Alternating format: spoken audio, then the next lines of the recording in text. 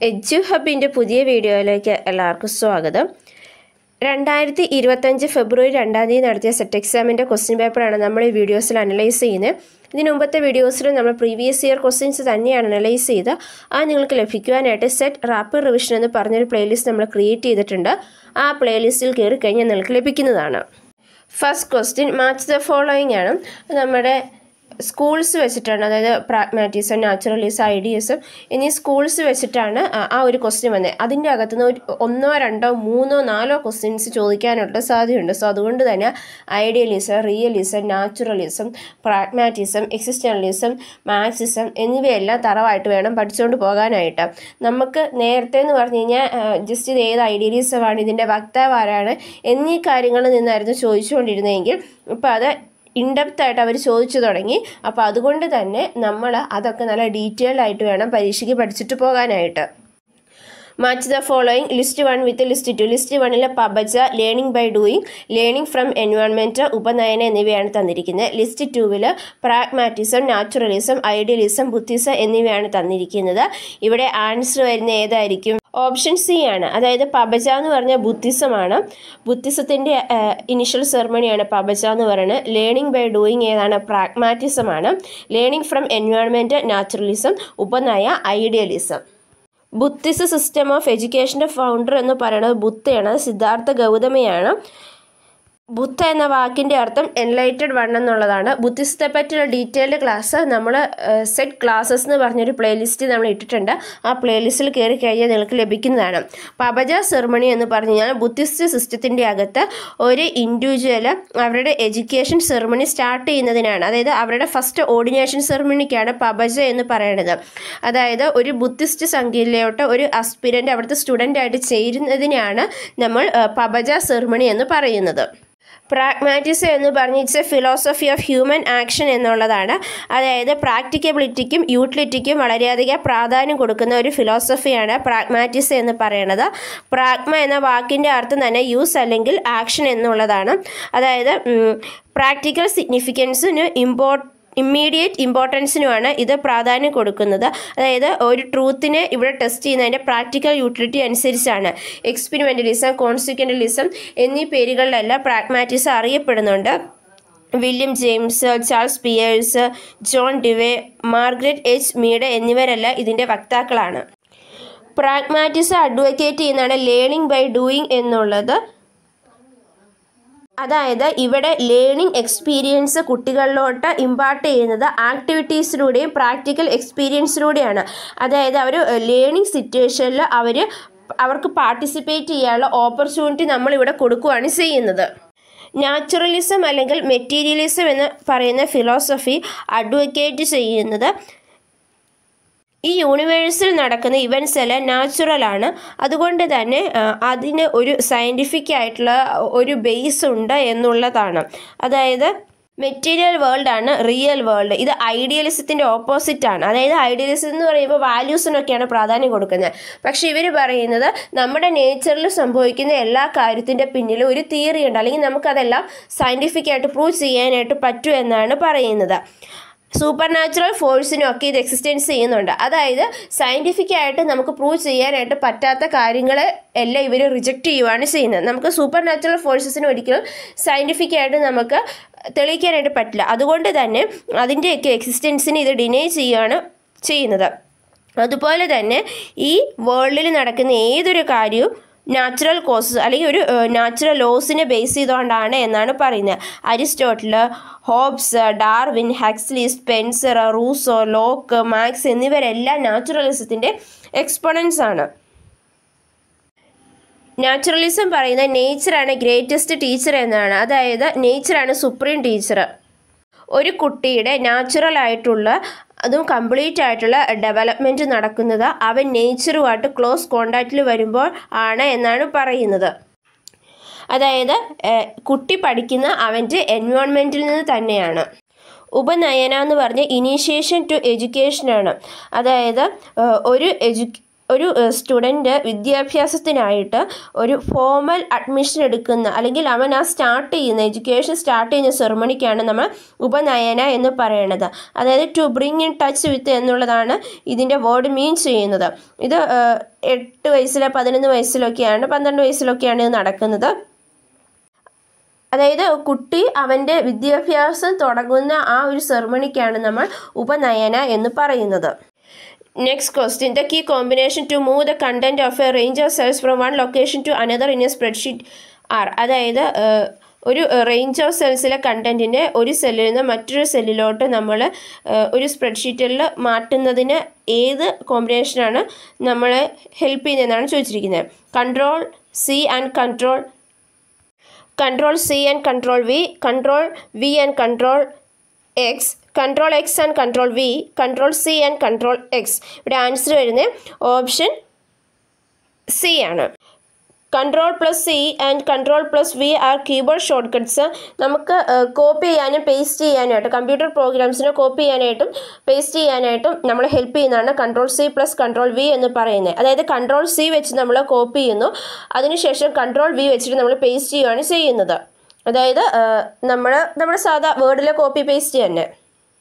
Control X and control V are keyboard shortcuts used for cutting and pasting. അതായത് കട്ടിങ്ങിനും cut ചെയ്തിട്ട് paste ചെയ്യാനായിട്ടാണ് നമ്മൾ control X and control V ഉപയോഗിക്കുന്നത്. ഈ കൺട്രോൾ എക്സ് എന്ന് പറയുന്ന ആ ഒരു കോമ്പിനേഷൻ ഉപയോഗിച്ചിട്ടാണ് നമ്മൾ കറണ്ട് ലൊക്കേഷനിൽ നിന്ന് അതിനെ കട്ട് ചെയ്തെടുക്കുന്നത്, നമ്മുടെ ഡേറ്റനെ കട്ട് ചെയ്തെടുക്കുന്നത്.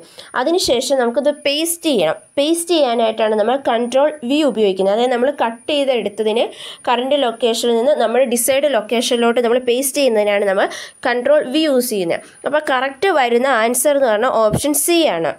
Next question. People in their natural state are basically good, but this natural innocence, however, is corrupted by the evils of society.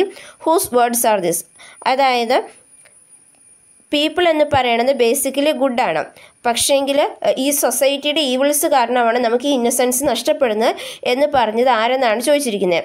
Dalton, Rousseau, Gandhiji, Froebel. ഇവിടെ ആൻസർ വരുന്നത് ഓപ്ഷൻ ബി ആണ്, Jean റൂസോയാണ്. അതായത് മനുഷ്യൻ basically ഗുഡാണ്, പക്ഷേ സൊസൈറ്റിയുടെ evils കൊണ്ടാണ് മനുഷ്യൻ്റെ നാച്ചുറൽ ഇന്നസെൻസ് ലോസ്റ്റ് ആകുന്നത് അല്ലെങ്കിൽ കറപ്റ്റഡ് ആകുന്നത് എന്ന് പറഞ്ഞ വ്യക്തി ജീൻ റൂസോയാണ്.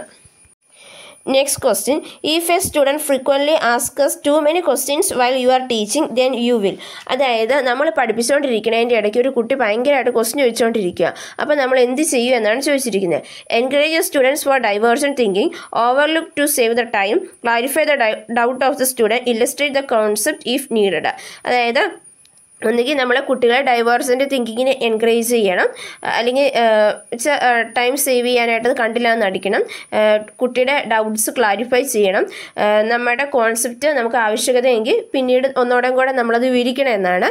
ഇവിടെ ആൻസർ വരുന്നത് ഏതായിരിക്കും? ഓപ്ഷൻ എ ആണ്. അതായത് നമ്മൾ കുട്ടികളെ ഡൈവേഴ്സിൻ്റെ തിങ്കിങ്ങിനായിട്ട് എൻകറേജ് ചെയ്യണം, അതുപോലെ തന്നെ കുട്ടികളുടെ ഡൗട്ടുകൾ നമ്മൾ ക്ലാരിഫൈ ചെയ്ത് കൊടുക്കണം, അതുപോലെ തന്നെ ആവശ്യമെങ്കിൽ ആ കോൺസെപ്റ്റുകൾ നമ്മൾ വീണ്ടും വിവരിച്ചു കൊടുക്കണം എന്നുള്ളതാണ്. അതായത് നമ്മൾ ഒരു കുട്ടി ഡൗട്ട് ചോദിച്ചു കഴിഞ്ഞാൽ അവനെ മാക്സിമം എൻകറേജ് ചെയ്യുക അല്ലെങ്കിൽ അവൻ്റെ ഡൗട്ട് ക്ലാരിഫൈ ചെയ്ത് കൊടുക്കുക എന്നുള്ളതാണ് ഒരു ടീച്ചറിൻ്റെ ഉത്തരവാദിത്തം. Next question. Expansion of ECCE, അതായത് ECCEയുടെ എക്സ്പാൻഷൻ ഏതെന്നാണ് ചോദിച്ചിരിക്കുന്നത്. Elementary care and cognitive education, early childhood care and education, elementary counselling and continuing education, early cognitive curriculum and education. ഇവിടെ ആൻസർ വരുന്നത് early childhood care and education എന്നുള്ളതാണ്. Early childhood care and education എന്ന് പറഞ്ഞു കഴിഞ്ഞാൽ birth മുതൽ ഒരു 8 വയസ്സ് വരെയുള്ള കുട്ടികളുടെ ഹോളിസ്റ്റിക് ഡെവലപ്മെൻ്റ് ആണ്. അതായത് അവരുടെ physical, cognitive, social and emotional വെൽബീയിങ്ങിന് ഉള്ള ആ ഒരു കെയറിനാണ് നമ്മൾ early childhood care and education എന്ന് പറയുന്നത്. അതായത് നമ്മൾ നല്ല രീതിയിലുള്ള ഫൗണ്ടേഷൻ കൊടുത്താലാണ് നമ്മുടെ ആ ലൈഫ് ലോങ് ലേണിംഗ് അല്ലെങ്കിൽ നമ്മുടെ ആ ഒരു വികസനം നല്ല രീതിയിൽ നടക്കൂ എന്നുള്ള ആ ഒരു ഉദ്ദേശത്തിന്മേൽ കുട്ടികൾക്ക് നല്ലൊരു ഫൗണ്ടേഷൻ കൊടുക്കുകയാണ് ഇവിടെ ചെയ്യുന്നത്.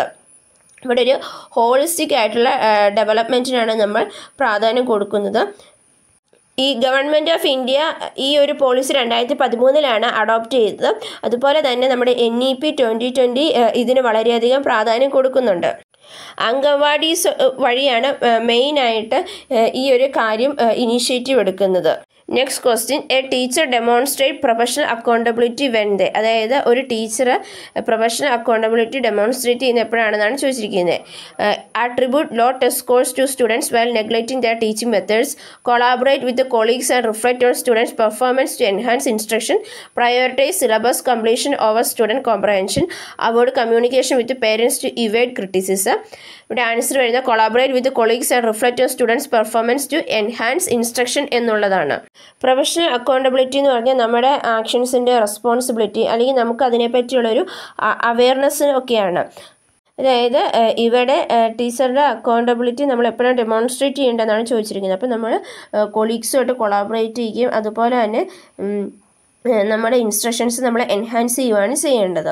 Next question community resources are significant in education because അതായത് എഡ്യൂക്കേഷൻ സെറ്റിങ്സിൽ കമ്മ്യൂണിറ്റി റിസോഴ്സിന് വളരെയധികം പ്രാധാന്യമുണ്ട്. എന്തുകൊണ്ടാണെന്നാണ് ചോദിച്ചിരിക്കുന്നത്. Provide tangible examples and experience that enrich the learning environment, completely replace traditional class room instruction, focus exclusively on extracurricular activities and events, are primarily used for evaluating students' examination of performance. അതായത് community റിസോഴ്സസിൻ്റെ significant എന്താണെന്നാണ് ചോദിച്ചിരിക്കുന്നത്. അതായത് community resources നമ്മൾ നല്ല രീതിയിൽ use ചെയ്യുവാണെങ്കിൽ കുട്ടികൾക്ക് അവരുടെ ലേണിംഗ് എൻവയോൺമെൻറ്റ് ഇൻറിച്ച്ഡ് ആയിട്ടുള്ള നല്ല എക്സാമ്പിൾസും എക്സ്പീരിയൻസും നമുക്ക് കൊടുക്കാനായിട്ട് സാധിക്കും എന്നാണ് പറയുന്നത്. അതായത് നമ്മുടെ ട്രഡീഷണൽ ക്ലാസ് റൂംസിനെ നമ്മൾ കംപ്ലീറ്റ് റീപ്ലേസ് ചെയ്യുകയൊന്നും അല്ല ചെയ്യുന്നത്. അതുപോലെ തന്നെ എക്സ്ട്രാ കരിക്കുലർ ആക്ടിവിറ്റീസിന് മാത്രമായിട്ട് നമ്മൾ ഫോക്കസ് ചെയ്യുകയല്ല ചെയ്യുന്നത്. കുട്ടികൾക്കൊരു നല്ല എക്സ്പീരിയൻസും അതുപോലെ തന്നെ കൃത്യമായിട്ടുള്ളൊരു കറക്റ്റ് ലൈവ്ലി ആയിട്ടുള്ള എക്സ്പീരിയൻസ് കൊടുക്കാനായിട്ടും ഒക്കെ ഈ ഒരു കമ്മ്യൂണിറ്റി റിസോഴ്സസ് വളരെ ഹെൽപ്ഫുള്ളാണ്. അത് നമ്മുടെ ലേണിംഗ് പ്രോസസ്സിനെ ഭയങ്കരമായിട്ട് ഇത് എൻറിച്ച് ചെയ്യുകയാണ് ചെയ്യുന്നത്. Next question learners with reflective cognitive style tend to, അതായത് റിഫ്ലക്റ്റീവ് കോഗ്നിറ്റീവ് സ്റ്റൈലുള്ള ലേണറിൻ്റെ പ്രത്യേകത എന്താണെന്നാണ് ചോദിച്ചിരിക്കുന്നത്. Make quick decision without through analysis, think deeply and carefully before acting or responding, prefer hands on activities over theoretical learning, avoid challenging task that require problem solving. അതായത് reflective cognitive style എന്നാണ് ചോദിച്ചിരിക്കുന്നത്. Reflective എന്ന് പറയുമ്പോൾ എങ്ങനെയാണ്, അതായത് നമ്മൾ act ചെയ്യുകയും respond ചെയ്യുകയും ചെയ്യുന്നതിന് മുമ്പ് ഡീപ്ലി നമ്മൾ തിങ്ക് ചെയ്യും. അതായത് നമ്മൾ ഇങ്ങനെ ആക്ട് ചെയ്ത് കഴിഞ്ഞാൽ അതിൻ്റെ റിസൾട്ട് എന്തായിരിക്കും, അങ്ങനെ ആ ഒരു കുറച്ചും കൂടെ ഒരു മുൻകൂട്ടി കണ്ട് ചിന്തിച്ച് ചെയ്യുന്ന ആൾക്കാരാണ് റിഫ്ലക്റ്റീവ് കോഗ്നിറ്റീവ് സ്റ്റൈൽ എന്നുള്ളത്.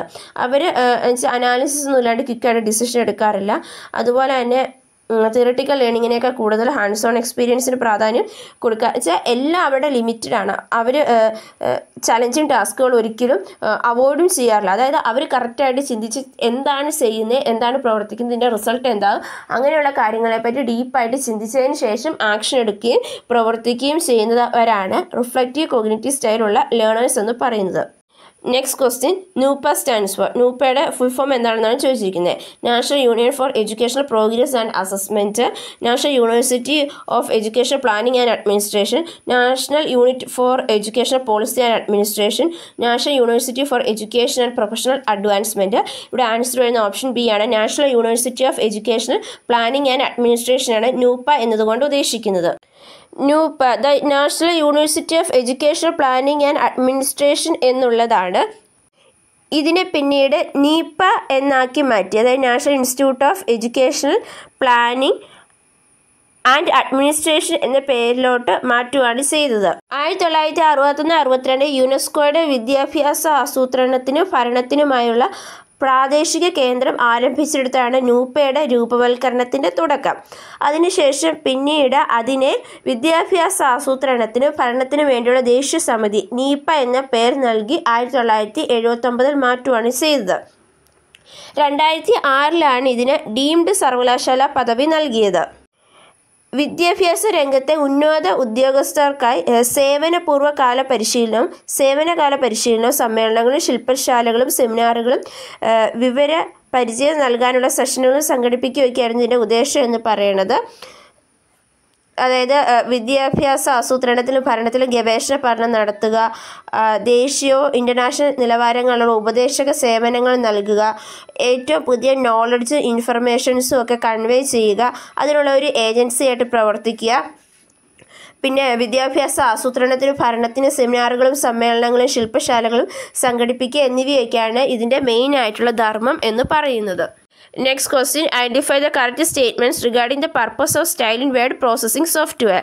Word processing softwareലെ സ്റ്റൈലിൻ്റെ പർപ്പസ് എന്താണെന്നാണ് ചോദിച്ചിരിക്കുന്നത്. To apply consistent formatting, to convert text in graphical image, to create stylistic pages. ഇവിടെ ആൻസർ വരുന്ന ഓപ്ഷൻ 1 ആണ്. അതായത് കൺസിസ്റ്റൻറ്റ് ഫോർമാറ്റിംഗ് നൽകുക എന്നുള്ളതാണ് സ്റ്റൈൽ എന്ന വേർഡ് പ്രോസസ്സിംഗ് സോഫ്റ്റ്വെയർ കൊണ്ടുള്ള യൂസേജ് എന്ന് പറയുന്നത്. സോ നമ്മൾ 10 ക്വസ്റ്റ്യൻസും അതിൻ്റെ ആൻസേഴ്സുമാണ് അനലൈസ് ചെയ്ത് നിങ്ങൾക്ക് മനസ്സിലായെന്ന് വിചാരിക്കുന്നു. ഈ വീഡിയോ നിങ്ങൾക്ക് ഇഷ്ടപ്പെട്ട് കഴിഞ്ഞാൽ ലൈക്ക് ചെയ്യുക, ഷെയർ ചെയ്യുക. നമ്മുടെ ചാനൽ സബ്സ്ക്രൈബ് ചെയ്യാതെ സബ്സ്ക്രൈബ് ചെയ്യുകയും തൊട്ടടുത്തുള്ള ബെൽ ഐക്കണിൽ ക്ലിക്ക് ചെയ്യുകയും ചെയ്യുക. താങ്ക്